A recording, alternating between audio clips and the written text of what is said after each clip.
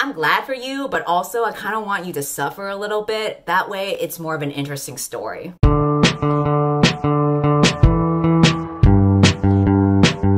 Today I'm going to be talking about all of the books that I read in the month of May, which is also known as Asian Pacific Heritage Month. I focus specifically on reading books by Asian authors. Some of them were new favorites, some of them were kind of duds. If you're interested in checking out other Asian books or other people who have made videos for the Asian Readathon, I'll link a playlist in my description below. And if you're interested in other facets of Asian culture, like let's say Asian snacks, I have good news for you because this video is sponsored by Bokksu. Bokksu is a monthly box subscription service that aims to deliver premium Japanese snacks and tea pairings to your door. They sent me their Seasons of Japan box, which is the first box that you get when you sign up as a new customer. All of these snacks are handpicked to give you the best taste of the premium Japanese snacks across all 4 seasons. So every month they create boxes with different themes and unique snacks so that you would never get the same stuff. I really like how this box is pretty much jam-packed to the rim with fitting as many snacks as possible, and it's like this gourmet journey through Japan every month. I haven't been able to travel all year because of quarantine, so this has just been a nice way for me to get a taste of different cultures. They ship this all the way from Japan. Shipping is completely free, so you don't have to pay a crazy amount for that. If you are interested, you can click on the link in my description below and use the code READWITHCINDY10 to get your first box for 10% off, which is saving you up to $44. Thank you to Bokksu for sponsoring this video, and now let's talk about all the Asian books that I read this month. The first book that I read was Little Fires Everywhere by Celeste Ng. This is actually a book that I have been putting off reading for the longest time. Actually, I didn't think I would ever read it because the synopsis sounded dry as fuck. It's basically a literary novel that takes place in the suburbs of Cleveland. The main character is Elena Richardson, but she might as well be named Karen because she is super anal about following the rules, and anytime someone doesn't follow the rules or looks a little too ethnic, she's like, oh my god, let me clutch my pearls and call the manager because these colored people ain't right. There is this new character that moves into this bubble of a neighborhood. Her name is Mia Warren. She is a single mom that has been pretty much living like a nomad and just moving from different cities from place to place. She works as an artist. She's very much a free spirit. Her entering this neighborhood really shakes things up for not only the rest of the neighborhood, but the main character, Elena's family, because Mia and her daughter meet Elena and her 4 children that are supposed to be the perfect image of what a family should be. They get kind of entangled within each other. And then the main plot that really sets the neighborhood kind of in a frenzy is when Elena's family friend gets in a custody battle trying to adopt this Chinese American baby. I don't know how, but I just flew through this book in 2 days. I was super hooked. I like that Mia comes in and simultaneously fucks shit up and makes all the Karens mad while still having people be drawn to her. That's kind of like me when I joined BookTube and made all the white people mad,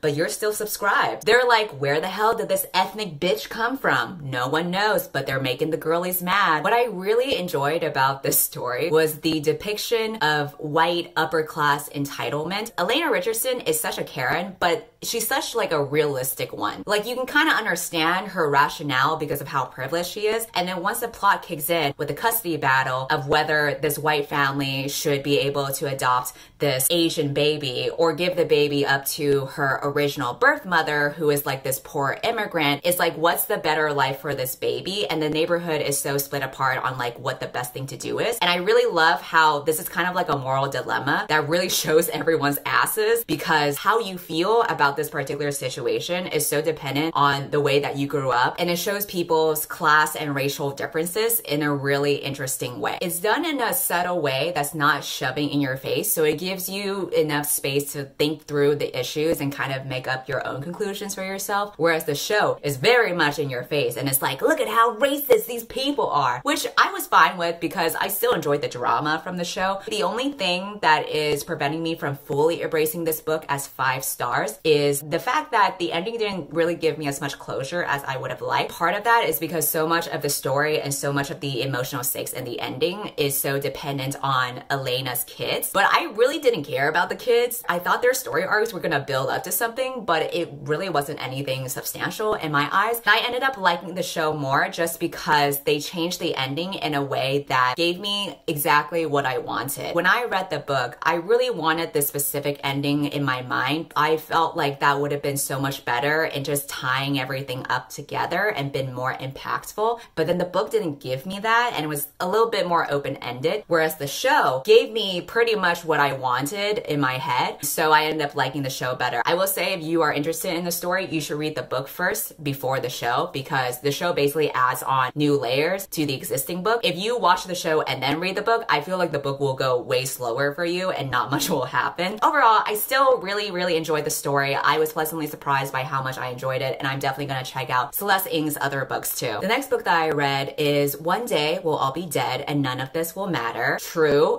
And this is a collection of essays written by a woman who grew up as the daughter of Indian immigrants. She talks about her observations with casual racism when she grew up in Canada. A lot of these personal stories focus on different topics, like how Indian women tend to grow more hair and what does that mean for like the beauty standards of Asian women, the colorism within the Asian community as well, also what it means to be a woman of color on the internet, dealing with a lot of vitriol than you would normally get compared to your white counterparts. And I was like, that kind of sounds familiar. She balanced this out with some humor and her own personal anecdotes. I ended up rating this book 3 stars. I felt like it covered a lot of relevant topics, and obviously for me as an Asian, I could see some kind of similarities, but ultimately I didn't feel like anything new was added to the discourse, because I kind of felt like I had already read a lot of these things, and therefore none of it really stood out to me or was very memorable to me. I think this book would be better enjoyed by someone who was new to racial discourse or to feminist discourse, or maybe knew nothing about Asians or Indians at all, and maybe that could be like an eye-opening book for them. But for me, I kind of felt like I already knew this stuff. After that, I read The Kiss Quotient by Helen Huang, which is a romance book. There's the misconception that people have that I hate romance. I've been trying real hard to keep up that reputation, but unfortunately, I now have to out myself and reveal that I'm actually trash for romance, and this book is proof of that. I just avoided romance books for a while because some of the romance booktubers in the community have been kind of nasty to me in the past, and I was like, ooh, I don't like this energy here. I don't like these vibes. I'm gonna dip out. But now, like little fires everywhere, all the Karens have simmered down, and I'm ready to crawl back into my trash. This is a debut novel about a woman named Stella Lane. Her job is to come up with algorithms that will predict customer purchases, and she is super into math, but because of her Asperger's, she also tends to be a huge workaholic to the point where she has like no dating life whatsoever. So then she comes to the conclusion that she needs a lot of practice in order to be better at dating, and what better to practice it than to hire a professional. That's when she hires an escort named Michael Fan. He's like this super buff, super hot, half Vietnamese, half Swedish dude. He is basically getting paid to teach her everything in the lesson plan that she literally wrote out. Everything from like foreplay to missionary position to other types of positions. There's a lot to learn, okay, in the rubric. But then, who would have thought in this fake dating story that their practical relationship could turn into something so much more? Sometimes love doesn't have an equation. It is so predictable, and I enjoyed it anyway. Maybe objectively it's probably a 3.5, but subjectively I enjoyed it enough to bump it to 4 stars. The romance here was just completely self-indulgent for me. I'm an Asian girl. I got small titties. I work in Silicon Valley. I'm rich. I'm socially awkward. I like men who are hot on the outside yet sensitive on the inside, and I especially like it when men pine. This was just like the perfect storm for me. At the same time, I do want to acknowledge that the whole plot happening is just so unrealistic and implausible. The only reason why the romance developed in the first place is because Michael is such an unprofessional escort. He's acting like a boyfriend. So on one hand, I'm like, aw, this is sweet. But on the other hand, I'm thinking if I hired him, I'd be like, yo, this is completely unprofessional. Why are you asking me out on a date when I hired you to bang? So I just had to ignore the fact that an escort would never act like that and just enjoy the ride. And enjoy the ride I did. I listened to the audiobook, and let me tell you something. When he talks dirty,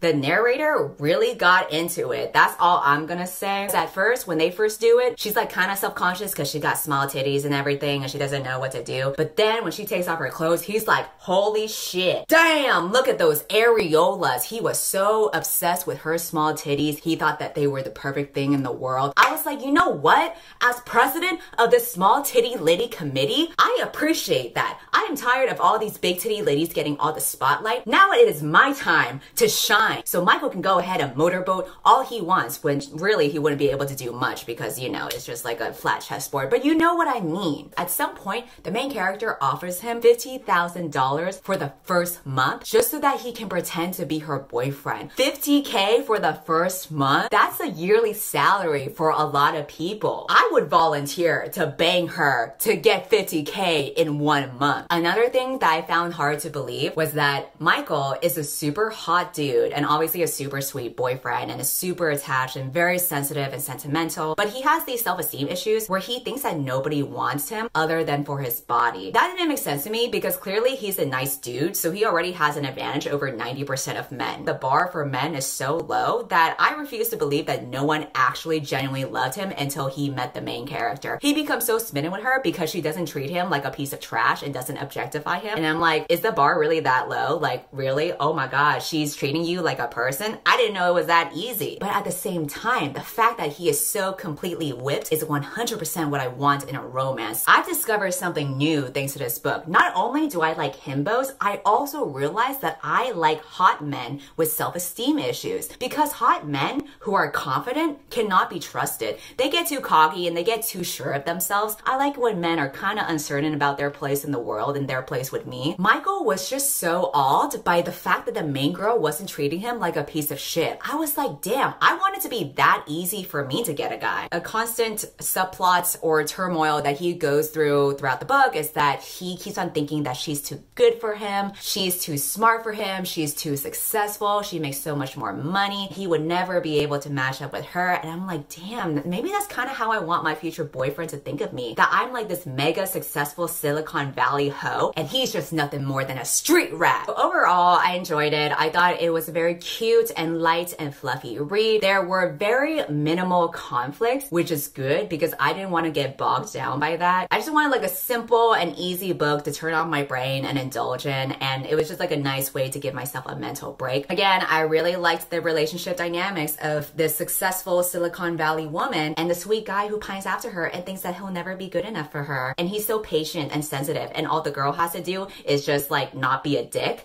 And like, it's that easy. I want it to be that easy. I also enjoyed the smut scenes, of course, because I'm a fucking pervert. Really, the downside is that it kind of veers towards insta-lovey, where I really had to pretend I wasn't distracted by it, how unrealistic and contrived it was. And while I did like the fact that there was minimal conflict, I will say that in the last third of the book, the author tried to actually add conflict and character development. And I was like, wait, what the fuck is going on? That's not what I signed up here for. Just keep it to the fluffy and the smutty scenes. You don't need to temper it down with character development or plot development. You gotta stick to your strengths, okay? I would say the biggest downside is that the last third of the book did not have any sex at all. Usually you are supposed to build up to that shit for like the final climax, literally and figuratively, and yet we got nothing. I'm reading these characters go through their inner monologues as they try to tie up their loose ends with their character arcs, and I'm like, listen, I don't care that you're working through your crap or your self-esteem issues. That's not what I'm here for. So either you bang or I'm out of here. Still, overall, I enjoyed it. I do plan on reading more of Helen Huang's other books because I've heard good things about her next book. After that, I read a speculative fiction novel called Suicide Club. This is another debut novel that is set in New York City in the future. It takes place in a world where human lives last 300 years and people are constantly pursuing immortality. And the main character is Leah. She is set up as a lifer, which is basically a person that has the best genetics that give you the highest potential to live forever. She follows this health tech rule of like how much exercise you should get and the proper amount of diet that you should have. It's all very rigid, but it's all based on calculations to make sure that you live the longest, most efficient life that you can. The story begins when she sees her father on the street, who she hasn't seen in years, and he's part of the Suicide Club, which is an organization of people who are kind of like rebels, and they decide to live and die on their own terms. They're like, listen, I'm just here to have a good time, not a long time, and then I'm gonna bounce. And that's really taboo because death is technically illegal in this world. I ended up rating the book 2 stars. I just felt like so much of how the society operated was so overstated and exaggerated. It was kind of like a Black Mirror episode without the subtlety. So basically the newest seasons of Black Mirror, like all the futuristic food was pre-packaged and everything. It was just like powder instead of actual food. Too much running wasn't allowed anymore because that's really bad for your kneecaps. Real meat isn't allowed anymore. And then there are some times where the main character or maybe like another character sees actual meat, and then when they smell it, they start to salivate because they remember what real meat tastes like and it's so delicious and everything. And I'm like, that's kind of a weird argument against veganism, but okay. I just found it kind of hard to believe that this society is so obsessed with being healthy, because I do believe there is like a subset of that, but this is America that we're talking about. Do you really believe that people are gonna just drink powder for the rest of their lives and will just follow this very rigid structure? I don't know. It just didn't feel as plausible to me, to the point where it just felt exaggerated. Another thing that I kind of was unsure about was what the message of the book was. It didn't feel like there was a strong message necessarily. Obviously from the synopsis, you can pretty much tell that it's gonna be like, oh my God, all this time we were trying to perfect life to live as long as possible, but it's really about making the most of the life that you have now and living life to the fullest, because it's not about how long you live, it's about how you live it.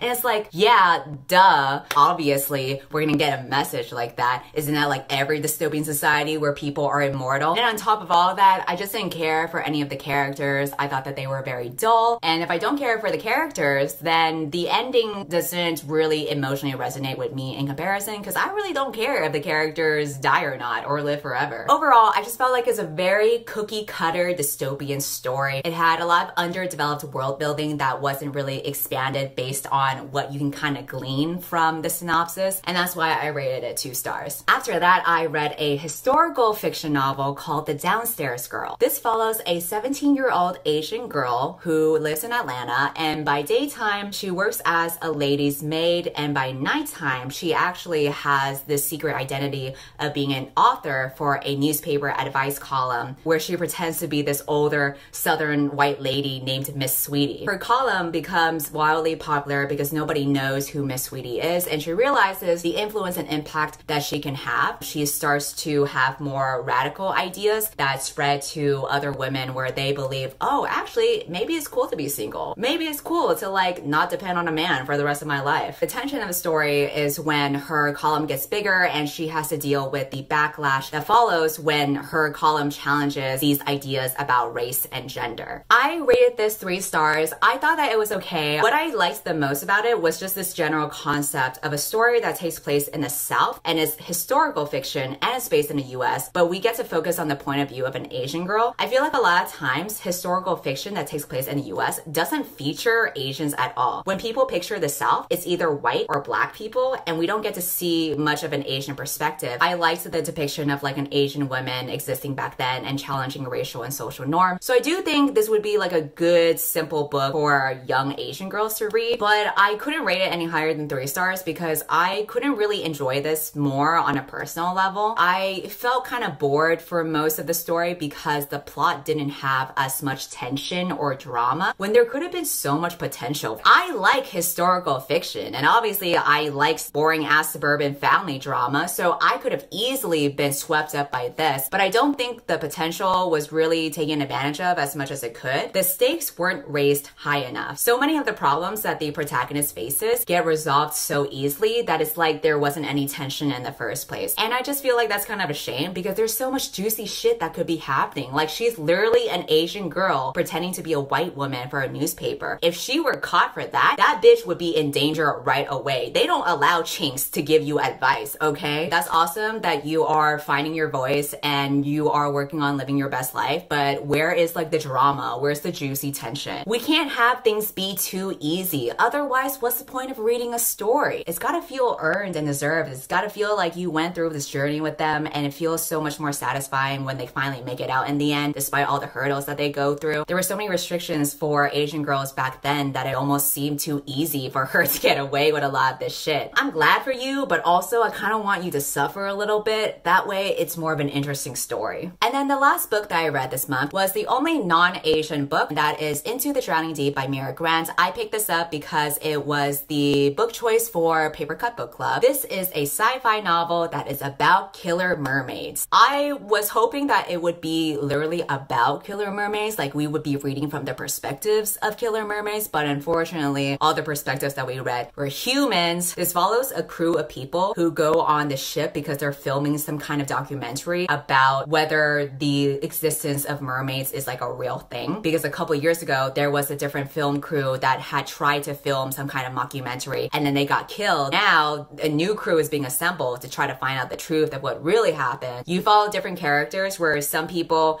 are there because this is like their life's work and they are so determined that mermaids are real and they want to prove it. And then there are some people who are just there to kill other creatures and ruin the earth and the ocean. Mira Grant does a good job at creating this atmosphere of being like really haunting and spooky and horrifying. The mermaids that are being depicted, I felt like she did a good job at trying to make them as realistic as possible because they were like legitimately scary and like they could really fuck shit up. That's cool. Lots of people died. I'm down for that. But I just really couldn't find myself caring about any of the characters. Because of that, when people did die or when danger happened, I just really couldn't be bothered otherwise. There were so many paragraphs that were just chocked full of description, which I do think on one hand is good to add like the realism of it and to show that she did the research to make sure that the story seems very plausible. But on the other hand, I feel like when you jam everything with so much description and when you jam everything with switching so many point of views of characters that barely have any development, that kind of takes away the feeling of suspense when it's supposed to be very suspenseful because it's a horror story. Maybe I would have liked it better if the perspectives were about the mermaids instead. Like, I want to read about the killer mermaids. I really don't care about the humans. That summarizes the books that I read in the month of May. For the month of June, I have a couple books that I am gonna read. I'm gonna read I Don't Want to Die Poor, All Boys Aren't Blue, The Library of the Unwritten, This Is How You Lose the Time War, and Tell the Truth and Shame the Devil. If you're interested in any of the books that I talked about, I will have them all linked in my description below. And again, if you are interested in getting authentic Japanese snacks, you can get 10% off using my code in the description, Read with Cindy 10. Don't forget to unsubscribe from my channel,